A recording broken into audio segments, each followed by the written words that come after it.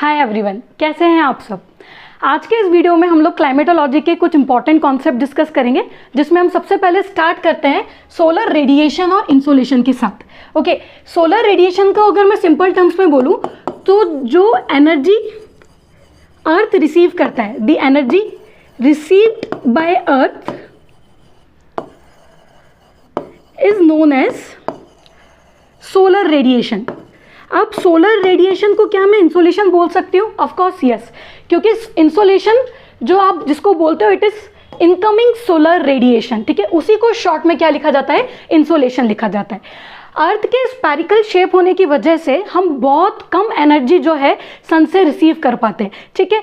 And at the same time अगर आप बात करेंगे तो हम कितना एनर्जी रिसीव कर पाते हैं? 1.94 कैलोरीज पर स्क्वायर सेंटीमीटर पर मिनट। मतलब जो एटमॉस्फेयर के टॉप में हम एनर्जी रिसीव कर रहे हैं वो इतनी है, एंड कैलोरी हमको मालूम है it is the unit of energy, ठीक है। और आप लोग याद रखना कि जो अर्थ के ऊपर सन की रेज आती हैं, ठीक है, तो जो सन से इंसोलेशन आ रही है that is of short wavelength. अभी मैं आगे बताऊंगी आपको शॉर्ट वेवलेंथ क्यों बोला है। अभी के लिए याद रखना कि ये शॉर्ट वेवलेंथ होता है। इसका शॉर्ट वेवलेंथ होने की वजह से जो बहुत सारे एटमॉस्फेयर में मॉलिक्यूल्स हैं, अलग अलग गैसेज है, वो इसके लिए ट्रांसपेरेंट होती है, ठीक है। ट्रांसपेरेंट होती है मतलब वो इसको एब्जॉर्ब नहीं करती, तो फिर हमारे अर्थ का टेम्परेचर कैसे मेंटेन रहता है वो हम अब आगे वीडियो में समझते हैं, ठीक है। ओके, बढ़ते हैं आगे। क्या सन से जो इंसोलेशन आ रहा है वो अलग अलग फैक्टर्स पे डिपेंड करता है? मतलब जो वेरिएशन है क्या वो इंसोलेशन वेरिएबल है? यस। कैसे? देखो, सन और अर्थ के बीच का डिस्टेंस हमेशा सेम नहीं रहता है, ठीक है। It varies, because of which insolation also varies. एक पोजीशन होती है जिसमें अर्थ और सन के बीच का डिस्टेंस क्या होता है? मिनिमम होता है। वो जो मिनिमम डिस्टेंस होता है उस टाइम को बोला जाता है पेरिहेलियन, ओके। एंड जब डिस्टेंस फारदेस्ट होता है, सबसे ज्यादा होता है, उसको बोला जाता है aphelion. Perihelion occurs in January, whereas aphelion कब होता है? जुलाई में होता है। अप्रोक्सीमेट डेट जो है it is 3 January and 4 July respectively. ये वेरी भी करती है, ठीक है, ये भी आप लोग याद रखिएगा। अब बात आती है, क्या सिर्फ एक यही फैक्टर है जिसकी वजह से इंसोलेशन वेरी होगा? नहीं, ऐसा नहीं है। There are other factors also, ठीक है, जिसमें सबसे पहला है earth's rotation on its axis. आप लोगों को पिछले वीडियो में मैंने जब मोशंस ऑफ द अर्थ पढ़ाया था तब मैंने बताया था अर्थ का अपनी एक्सिस पे रोटेशन की वजह से डे एंड नाइट होता है। जिसने नहीं देखा हो वो आई बटन में देख सकता है, ठीक है। उसके बाद नेक्स्ट इज योर अर्थ के रोटेशन की तो बात कर ली आपने। इसके बाद होता है ट्रांसपेरेंसी ऑफ द एटमॉस्फेयर। अब इसका मतलब क्या है? ये बहुत इंपॉर्टेंट है। अगर इसको हम एग्जाम्पल से समझे तो मैं बोल सकती हूँ, अगर क्लाउड्स की प्रेजेंस ज्यादा होगी तो जो सन की रेज आ रही है, ठीक है, सन की रेज आ रही है वो बहुत सारी क्या हो जाएगी? रिफ्लेक्ट बैक कर जाएगी, ठीक है, तो हम इंसोलेशन रिसीव नहीं कर पाएंगे। वैसे ही जैसे कि अगर डेजर्ट एरिया में आप चले जाओ तो वहां पे क्लाउड्स इतने नहीं होते, जिसकी वजह से सन की रेस क्या होती है? स्ट्राइक करती है और वहां पे टेम्परेचर बहुत ज्यादा होता है, ठीक है। वेयर एज जहां पे क्लाउड ज्यादा होंगे, जैसे इक्वेटर्स और ट्रॉपिक्स को कंपेयर करा जाए तो इक्वेटर्स पे क्लाउड्स की प्रेजेंस ज्यादा है, इसलिए कई बार जो सन की रेज आती है वो क्या कर जाती है? रिफ्लेक्ट बैक कर जाती है। Okay, what else? एक और इंपॉर्टेंट है कि जब आप इंसोलेशन के डिस्ट्रीब्यूशन की बात करते हो तो अगर आप कॉन्टिनेंट्स या फिर मैं बोलूं लैंड मास और वाटर बॉडी को कंपेयर करोगे ओशियंस के साथ, तो इस पे जो डिस्ट्रीब्यूशन होता है वो डिफरेंट होता है। क्यों होता है? क्योंकि जो वाटर बॉडी होती है it takes time to get heated up and at the same time it takes time to cools down, जिसकी वजह से ओशियंस और कॉन्टिनेंट्स में जो डिस्ट्रीब्यूशन होता है that is different, okay. Okay, moving on to next, duration of day. अगर day का ड्यूरेशन ज्यादा हुआ तो इंसोलेशन भी ज्यादा रिसीव होगी, बहुत ऑब्वियस सी बात है। Okay, what else? जो सन की रेज आ रही हैं, ठीक है, सन की रेज जो अर्थ पे रिसीव हो रही है ये कितना एंगल बनाती है अर्थ के सरफेस के साथ, ये भी एक इंपॉर्टेंट पॉइंट है कि अगर एंगल ज्यादा हुआ तो क्या ज्यादा इंसोलेशन आएगी। ये एक समझने वाला कॉन्सेप्ट है, इसको स्टार मार्क करके रखिएगा, ओके। अब देखो, इसको हम डायग्राम की मदद से समझते हैं। Angle of inclination of the sun's rays, ठीक है, ये जो पोजीशन आपको यहाँ पे दिख रही है, अगर आप ध्यान से देखो तो अगर मैं इधर सन बना दूं तो ध्यान रखना इस टाइम पे ट्रॉपिक ऑफ कैंसर सन की तरफ टिल्टेड है। मतलब नदर्न हेमिस्फीयर में क्या हो रहा होगा, समर सॉल्स्टाइस। पिछले वीडियोस देखे होंगे तो आपको सब पता ही होगा, ठीक है। अब नदर्न हेमिस्फीयर में समर सॉल्स्टाइस है तो नीचे क्या हो रहा होगा, विंटर सॉल्स्टाइस। और हमको मालूम है जब समर सॉल्स्टाइस होता है तो सन की रेज ट्रॉपिक ऑफ कैंसर पे वर्टिकली फॉल करती है। तभी आप ध्यान से देखो, जो सन की रेज आ रही है वो कितना एंगल बना रही है, 90 डिग्री, ठीक है। ये जो एंगल बनाने वाली बात है, it is with respect to the surface of the earth, ठीक है। अब इसके लिए आप हमेशा एक पॉइंट याद रखिएगा कि higher the latitude less is the angle it makes with the surface of earth। अब ये जो पॉइंट है इसको प्लीज याद रखिएगा, यहाँ पे इट क्या है, सन की रेज है, ठीक है। अगर आपको ये समझ में आ गया तो आपके बहुत सारे कॉन्सेप्ट्स क्लियर हो जाएंगे, ठीक है। अब देखो, अगर tropic of cancer northern hemisphere sun की तरफ टिल्टेड है तो आप ऊपर जाओ और ध्यान से देखो, यहाँ पे this is your Arctic circle. तो यहाँ पे जो सन की रेज अर्थ के सरफेस के साथ एंगल बना रही है वो कितना है, 47 डिग्री। मैं और ऊपर चली जाती हूँ, अप्रोक्सीमेटली अगर मैं नॉर्थ पोल पे चली जाती हूँ तो एंगल कितना बन रहा है यहाँ पे, 23.5 डिग्री। सिमिलरली अब मैं जब नीचे आऊंगी तो मैं देखूंगी ट्रॉपिक ऑफ कैप्रिकॉर्न के साथ कितना एंगल बन रहा है, 43 डिग्री। और साउथ पोल के आते आते तक, अंटार्कटिक सर्कल तक आते आते एंगल कितना हो जाता है, 0 डिग्री।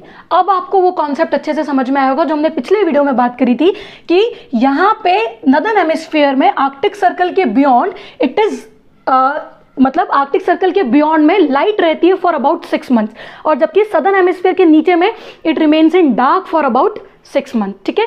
तो आप लोगों को ये क्लियर हुआ होगा कि कैसे जो एंगल है सन की रेस का वो कैसे इंसोलेशन उसके साथ वेरी करती है, ठीक है। ओके, बढ़ते हैं आगे। अच्छा, इसमें एक और भी चीज याद रखना कि इस वाले डायग्राम से देखो, अगर सन से रेज आ रही है, अगर वो हायर लैटिट्यूड तक पहुंचती हैं तो it travels a longer distance. एक मिनट, कलर चेंज करते हैं पहले तो।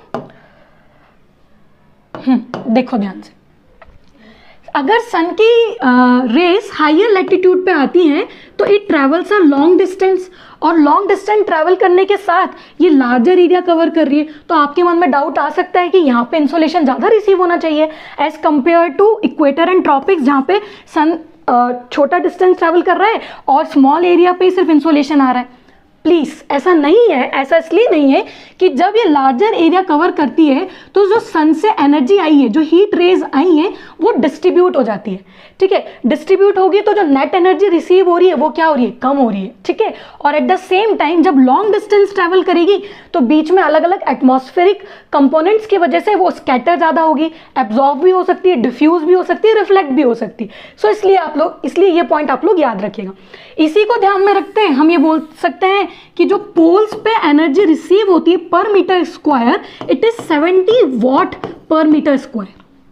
वेयर एज अगर मैं इक्वेटर के आसपास बात करूं तो it is approximately 320 watt per meter square. तो आपको समझ में ही आ गया होगा कि भले long distance large area cover कर रही है, स्टिल नेट इंसोलेशन जो रिसीव हो रहा है पोल्स पे, it is less in comparison to equator and tropics. Okay, काफी इंटरेस्टिंग है, ध्यान में रखिएगा, भूलिएगा नहीं।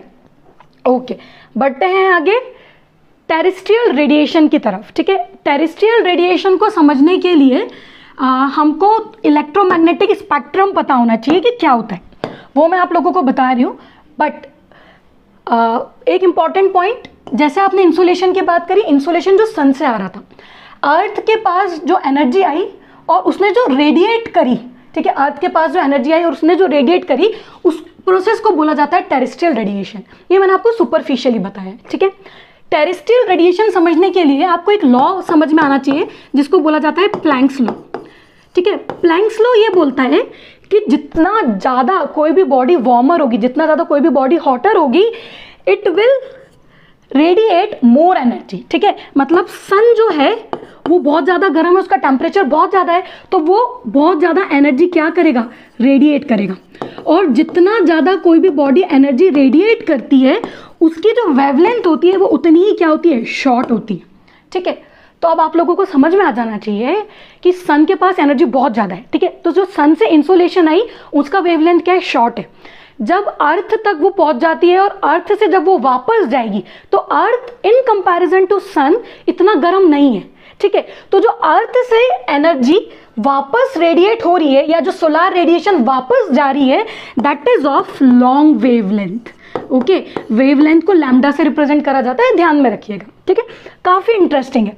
अब थोड़ा सा आप लोगों को ये समझ में आना चाहिए कि शॉर्ट वेवलेंथ और लॉन्ग वेवलेंथ हम बात कर रहे हैं तो उसको इलेक्ट्रोमैग्नेटिक स्पेक्ट्रम से कैसे देखेंगे, उसको देख रहे हैं। एक और भी चीज कि भाई ये जो शॉर्ट वेवलेंथ जिसको आप बोल रहे हो सन से जो इंसोलेशन आ रही है it is mainly UV rays, ठीक है। बट इसमें विजिबल रेडिएशंस भी होते हैं, विजिबल लाइट भी होती है और नियर इंफ्रारेड रेडिएशंस भी साथ में आती है, ठीक है।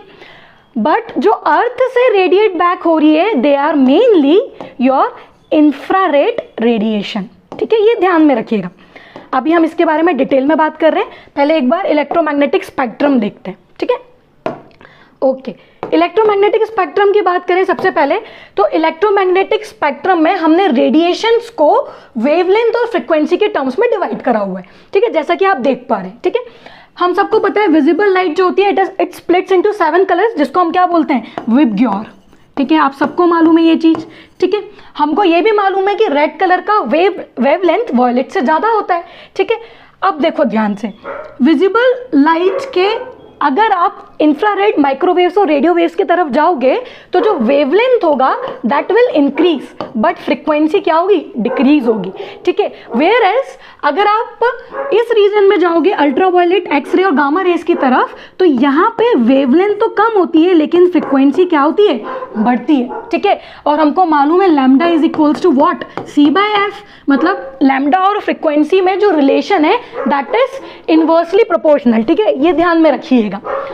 अब बात आती है कि अगर मैं अल्ट्रावायलेट, विजिबल और इंफ्रारेड को कंपेयर करूं तो मुझे समझ में आया कि जो अल्ट्रावायलेट है उसका वेवलेंथ विजिबल और इंफ्रारेड के कंपैरिजन में कम होगा।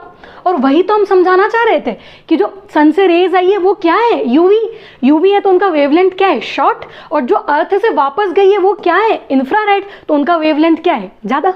बस यही कॉन्सेप्ट हमको क्लियर होना चाहिए। अब इसी को ही कंटिन्यू करके एक टेरेस्ट्रियल रेडिएशन के प्रोसेस और देख लेते हैं, फिर ये वाला पार्ट आपका क्या हो जाएगा, कंप्लीट हो जाएगा। ओके, सबसे पहले देखिए हम मार्क करते हैं, दिस इज योर सन, ठीक है। सन से जो रेज आती हैं अभी मैंने आपको बोला उनका वेवलेंथ क्या होता है, शॉर्ट होता है, लैम्डा शॉर्ट होता है, ठीक है। अब अर्थ पे ये रेडिएशंस आएंगी। अब आप बोलोगे कि मैम अर्थ के आसपास तो एटमॉस्फेयर है, क्या वो इन शॉर्ट वेवलेंथ को एब्जॉर्ब नहीं करेगा? ध्यान में रखना, ओजोन, वाटर वेपर और कुछ डस्ट पार्टिकल, कुछ कंपोनेंट्स जो सन से रेडिएशन आ रहे हैं उनको थोड़ा बहुत एब्जॉर्ब करते हैं, ठीक है। जो नियर इंफ्रारेड रीजन की जो रेज होती है, रेडिएशंस होती है, उनको एब्जॉर्ब करते हैं। बट लार्जली अगर मैं CO2 या अदर ग्रीन हाउस गैसेस की बात करूं तो इनके लिए, इन गैसेस के लिए जो सन की रेडिएशन आ रही है, इंसोलेशन, इसके लिए CO2 के मॉलिक्यूल्स क्या होते हैं, ट्रांसपेरेंट होते हैं। ट्रांसपेरेंट होते हैं मतलब ये इनको निकल जाने देते हैं और अर्थ तक पहुंच जाने देते हैं, ठीक है। अर्थ पे जैसे ही रेडिएशन आई, अर्थ क्या हो जाएगी, हीटेड अप हो जाएगी, अर्थ गर्म हो जाएगी। अब अर्थ हीट अप हुई, उसके बाद earth will itself becomes a radiating body. क्यों बनी? क्योंकि अर्थ के पास कुछ एनर्जी आई, उसकी वजह से वो क्या हुई, हीटअप हुई। हीटअप होने की वजह से खुद एक रेडिएटिंग बॉडी बन गई। रेडिएटिंग बॉडी बन गई मतलब जितना उसने सन से लिया है, जितना उसने रिसीव करा है, उन सबको वापस वो क्या कर देगी, रेडिएट कर देगी स्पेस में, ठीक है। तो ये जो रेडिएशन जब अर्थ से जाता है तो that is of long wavelength. अब ध्यान से देखना कि ये जो CO2 के मॉलिक्यूल्स है या जो अदर ग्रीन हाउस गैसेज है, ये इन लॉन्ग वेवलेंथ के लिए ट्रांसपेरेंट नहीं होती है। क्या होती है, ओपेक होती है। ओपेक होती है मतलब इनको ये क्या कर लेती है, एब्जॉर्ब कर लेती है। अब जब CO2 के मॉलिक्यूल्स और ग्रीन हाउस गैसेज इनको एब्जॉर्ब करेंगी तो this are responsible for green house effect, ठीक है। तो आप लोगों को अब समझ में आ गया होगा कि ग्रीन हाउस इफेक्ट क्या है, ठीक है। जब ये इसको एब्जॉर्ब करेंगी तो ये एटमॉस्फेयर को भी क्या कर देंगी, वार्म कर देगी, एज इन अर्थ के टेम्परेचर को मेंटेन करने में मदद करेगी। कौन मदद करेंगे, ग्रीन हाउस गैसेस, ओके। अब सन से आई थी, अर्थ तक पहुंची, अर्थ के बाद एटमॉस्फेयर में गई, एटमॉस्फेयर ने एब्जॉर्व कर ली। अब एटमॉस्फेयर क्या करेगा, जो एनर्जी इसने एब्जॉर्व करी थी उसको स्पेस में वापस सेंड बैक कर देगा या वापस रेडिएट कर देगा। ठीक है, तो इस तरीके से ये जो प्रोसेस है इसी को पूरा बोला जाता है टेरेस्ट्रियल रेडिएशन। ठीक है, या आउटगोइंग सोलर रेडिएशन। ठीक है, अब ये कॉन्सेप्ट समझने के बाद आप लोगों को ये समझ में आया होगा कि जितना हमने सन से रिसीव करा उतना हमने वापस रेडिएट बैक कर दिया। तो इस वजह से जो अर्थ पे टेम्परेचर होता है इट रिमेन्स कांस्टेंट। ठीक है, ना तो वो ज़्यादा गर्म होती है और ना ही ज़्यादा ठंडी होती है। नेक्स्ट वीडियो में हम लोग अर्थ के हीट बजट को डिस्कस करेंगे, so that you will get an clear idea कि हीट बजट में कैसे अर्थ अपना ओवरऑल टेम्परेचर मेंटेन करती है। So stay tuned, will meet you in the next. Good luck, take care, all the best.